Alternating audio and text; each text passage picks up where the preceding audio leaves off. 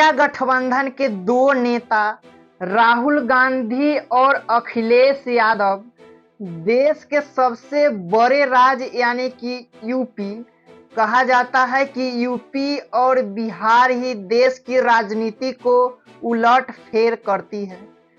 UP और बिहार ही सरकार को गिराती है और सरकार को बनाती है, क्योंकि यूपी की जनसंख्या लगभग 24 करोड़ जनसंख्या है और बिहार की जनसंख्या लगभग 14 करोड़ है।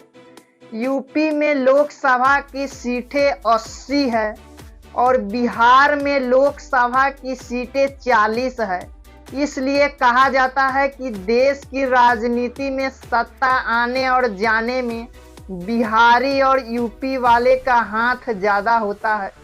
अगर बिहारी और यूपी वाले जिस सरकार को चाहे ला सकती है, क्योंकि इन दोनों राज्य की जनसंख्या सबसे ज़्यादा है और लोकसभा की सीटें भी सबसे ज़्यादा है। दरअसल कुछ ऐसा होता है कि इंडिया गठबंधन के दो नेता राहुल गांधी और अखिलेश यादव जी यूपी के प्रयागराज में अपनी सभा को संबोधित कर रहे होते हैं। उसके बाद में यूपी के ही फुलवारी में अपनी सभा को संबोधित करते हैं। दरअसल कुछ ऐसा होता है जिसकी चर्चाएं पूरे देश में होने लगती है। क्या क्या होता है हम पूरी बताएंगे, वीडियो में बने रहें। उससे पहले मेरा नाम राहुल है, आप इस वीडियो को भ्रष्टाचार के खिलाफ पे देख रहे हैं। विपक्ष के दोनों दिग्गज नेता यूपी में अपनी सभा को संबोधित कर रहे होते हैं। दरअसल होता यह है कि वहां पे आए लोगों की इतनी भीड़ होती है जिसे देखकर आप अंदाजा भी नहीं लगा सकते हैं कि भीड़ कितनी है, और भीड़ वास्तव में बेकाबू हो जाता है। भीड़ इतनी बेकाबू हो जाता है कि सभी लोग बैरिकेटेड को तोड़ते हुए एकदम मंच पे चढ़ने लगते हैं। उस समय अफरा तफरी का माहौल बन जाता है। बाद में होता है कि अखिलेश यादव और राहुल गांधी को अपना सभा रोकना पड़ता है। उन युवाओं में बस एक ही नारा लग रहे होते हैं कि राहुल गांधी और अखिलेश यादव।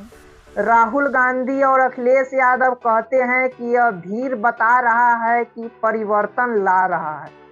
इसके बाद सभा को कैंसिल कर देते हैं, अपनी बातें भी नहीं रख पाते हैं। इतनी भीड़ बेकाबू हो जाती है जिसे देखकर आप वास्तव में अंदाजा नहीं लगा सकते हैं। फिर से राहुल गांधी कहते हैं कि यह परिवर्तन की ओर जा रहा है।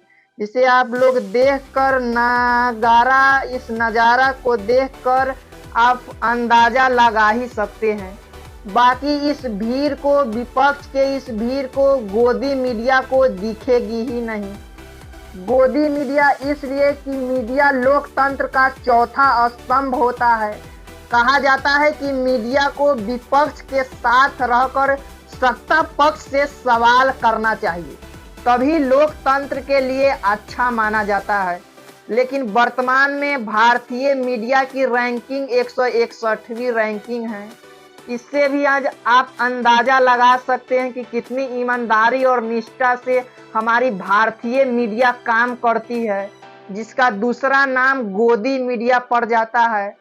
विपक्ष के इस भीड़ को कभी भी गोदी मीडिया नहीं दिखाती है, सिर्फ सत्ता पक्ष की दलाली करती हुई नजर आती है। तो यह किस प्रकार से लोकतंत्र का चौथा स्तंभ है, आप खुद अंदाजा लगा सकते हैं। मुझे तो लग रहा है कि आने वाले दिनों में ये मीडिया 161वें रैंक की मीडिया वास्तव में विलुप्त हो जाएगी और नहीं तो समाप्त हो जाएगी। समाप्त इसलिए कि यह मीडिया कुछ दिन बाद ग्राउंड रिपोर्टिंग करना वास्तव में बंद ही कर देगी। ऐसा हम इसलिए कह रहे हैं कि यह मीडिया वास्तव में चापलूसी कर रही है। अगर ये ग्राउंड पर जाएगी तो लोग इसे अब गलियाना शुरू कर देंगे, क्योंकि ये मीडिया किसानों के मुद्दे और बेरोजगारी के मुद्दे और गरीबों को नहीं दिखाते हैं। कहा जाता है कि मीडिया का काम होता है कि जनता की सवाल को सरकार के कानों में गुजा देना और सरकार की आवाज को जनता के पास लाना। एक मीडिया ही है जिससे जनता की आवाज सरकार के पास जाती है और सरकार की आवाज जनता के पास आती है। लेकिन इनकी भी रैंकिंग 161वें रैंकिंग हो गई है। बाकी इस भारतीय मीडिया के बारे में और विपक्ष के इस बेकाबू भीड़ हो रहे हैं, इसके बारे में आप क्या सोचते हैं? अपनी राय कमेंट सेक्शन में देना ना भूले। तब तक के लिए जय हिंद।